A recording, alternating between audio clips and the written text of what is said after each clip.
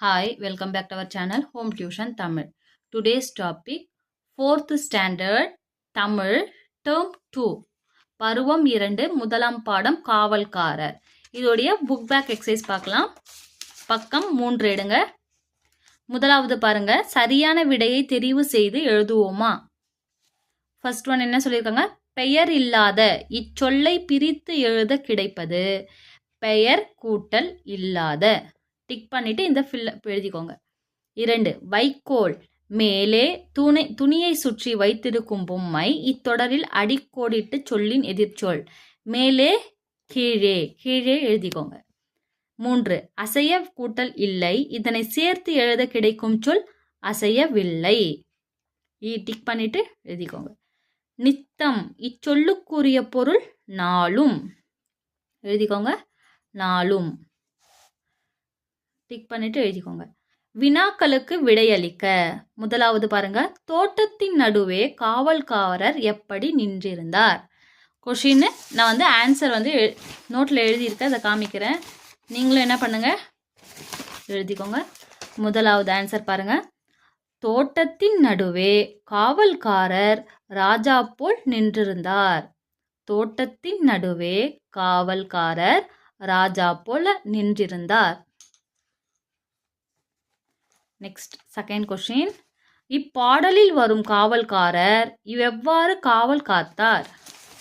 இரண்டாவது பாருங்க, இரவும் பகலும் தூங்கிடாமல் இங்கும் அங்கும் நகர்ந்திடாமல் காவல் காத்தார் காவல்காரர்.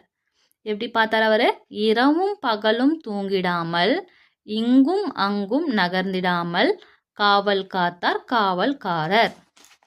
2 மூன்றாவது பாருங்க, பொம்மைக்கு காகம் என்னென்ன கொடுத்தது. பொம்மைக்கு காகம் என்ன கொடுத்தது, கருப்பு கோட்டு வெள்ளை சட்டை சரிகை வேட்டி.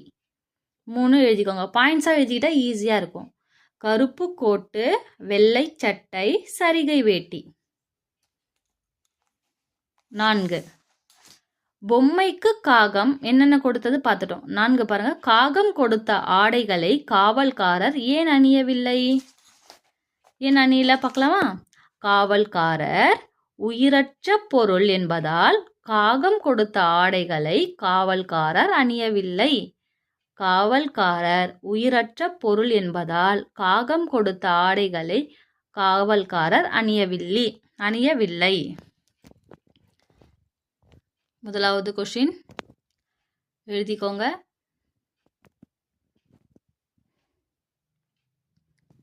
Okay children, question answer finish. Next page number 4. பாடலில் முதல் எழுத்து ஒன்று போல் வரும் சொற்களை எழுதுக. ஒரே மாதிரி வர பாடலில் இருக்க சொற்களை எழுத போகிறோம். ஃபர்ஸ்ட் ஒன்று அவங்களே கொடுத்துருக்காங்க, சட்டை சரிகை. அடுத்தது காலை காவல், நட்ட நடுவே, இரவும் இங்கும். எழுதிக்கோங்க. நெக்ஸ்ட் ஒன், விடுபட்ட சொற்களை நிரப்பி பாடலை தொடர்ந்து பாடுவோமா. திருவிழான்னு கொடுத்துட்டாங்க, இதில் 2 வரிகள் கொடுத்துருக்காங்க, அங்கே நம்ம எழுத போகிறோம்.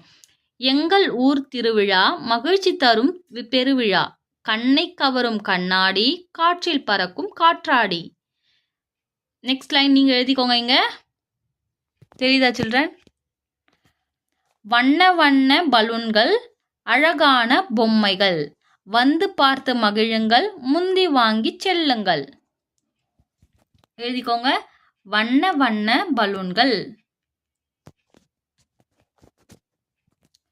வா இன் ந வண்ண, வா இன் ந வண்ண பலூன்கள், பா லு இன் க இல் பலூன்கள், அழகான பொம்மைகள், ஆ ழ கா ந அழகான, போ இம் மை க இல் பொம்மைகள். நெக்ஸ்ட், உரை பகுதியை படித்து வினாக்களுக்கு விடை எழுதுக. இந்த பேராகிராஃப் படிச்சுட்டு நம்ம என்ன பண்ண போகிறோம், இங்கே கொஷின் ஆன்சர் பண்ண போகிறோம். நமக்கு பயன் தரும் தாவரங்களுள் வாழையும் ஒன்று. வாழையின் பூ காய் கனி தண்டு ஆகியவற்றை நாம் சமைத்து உண்கிறோம். வாழை நாரை கொண்டு பூக்களை தொடுகிறோம். திருமண விழாக்களிலும் வீட்டில் நடைபெறும் விழாக்களிலும் வாழை இலையில் விருந்து படைக்கிறோம். வாழையில் செவ்வாழை, பூவன் வாழை, மலை வாழை என்று பல வகைகள் உள்ளன. இது கொஷின் கொடுத்துட்டாங்க. நாம் என்ன பண்ண போகிறோம், இப்போ ஆன்சர் பண்ண போகிறோம். முதலாவது பாருங்க, வாழையின் எந்தெந்த பகுதியில் உணவாக பயன்படுகின்றன? என்னென்ன பகுதி வந்து நம்ம யூஸ் பண்ணுறோம்? பூ, காய், கனி, தண்டு. முதலாவது ஆன்சர் எழுதிக்கோங்க. பூ, காய், கனி, தண்டு. உங்களுக்கு அந்த கொஷின் ஆன்சர் தெரியல, அதனால் இதில் எழுதுகிற பாருங்க. பூ, காய், கனி, தண்டு. இதுதான் முதலாவது ஆன்சர். பூ, காய், கனி, தண்டு. இரண்டாவது பாருங்க, உங்களுக்கு பென்சில் எழுதுன தெரியல தான். நெக்ஸ்ட், வாழை நார் எதற்கு பயன்படுகிறது? பூக்களை தொடுக்க பயன்படுகிறது. வாழை நார் அங்கே இருக்கு ஆன்சர் பாருங்க. பூக்களை தொடுகிறோம் இருக்கா, அதுதான் நம்ம சென்டென்ஸாக எழுத போகிறோம். இரண்டாவது, பூக்களை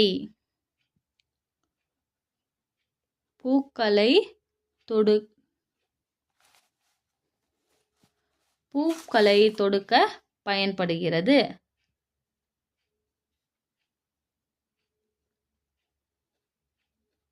இரண்டாவது, பூக்களை தொடுக்க பயன்படுகிறது. நெக்ஸ்ட், மூன்றாவது, வாழையின் வகைகளுள் 2 எழுதுக. 2 வகை வாழை எழுதுங்க. ஒன்று செவ்வாழை, இன்னொரு பூவன் வாழை இல்லை மலை வாழை. இங்கே 3 வாழை கொடுத்துருவோம், நீங்கள் 2 எழுதினாலும் போதும். 2 வாழை எழுதலாமா நம்ம? என்ன, செவ்வாழை, இன்னொன்று மலை வாழை. ஈஸியாக இருக்கும் உங்களுக்கு. இதை வந்து தேர்டுக்கு ஆன்சர், செவ்வாழை, மலை வாழை. நெக்ஸ்ட் பாருங்க, வாழை இலை இச்சொல்லை பிரித்து எழுதுக. எப்படி எழுதுவீங்க? வாழை கூட்டல் இலை. பல வகை இச்சொல்லை எதிர்ச்சொல் என்ன? எழுதுக, சில வகை. புரிஞ்சுதா சில்ட்ரன்? அங்கேயே கொடுத்துருக்காங்க, அதே அப்படியே எழுதிக்கலாம் இங்கே. 4th 5th, வாழை கூட்டல் இலை, சில வகை. ஓகே, புரியுதா சில்ட்ரன்? ஃபர்ஸ்ட் ஒன், வாழையின் எந்தெந்த பகுதிகள்னு கேட்டதுக்கு நம்ம என்ன எழுதியிருக்கோம்? பூ, காய், கனி, தண்டு அப்படின்னு எழுதியிருக்கோம். வாழை நார் எதற்கு பயன்படுகிறது? பூக்களை தொடுக்க பயன்படுகிறது. வாழையிலே 2 வகை இருக்கு. ஒன்று செவ்வாழை, இன்னும் மலை வாழை. 2 எழுத சொல்லியிருக்காங்க, அதனால 2 மட்டும் எழுதியிருக்கேன். நெக்ஸ்ட் ஒன் வந்து வாழை இலை இச்சொல்லை பிரித்து எழுதுக அப்படின்றது வாழை கூட்டல் இலை. பல வகையுடைய எதிர்ச்சொல் சில வகை. ஓகே சில்ட்ரன், இதுதான் ஃபஸ்ட்டு லெசனுடைய 4th ஸ்டாண்டர்ட் செகண்ட் டேர்முடைய கொஷின் ஆன்சர் லெசன் பார்த்துட்டோம். புக் பேக் எக்ஸை எல்லாமே.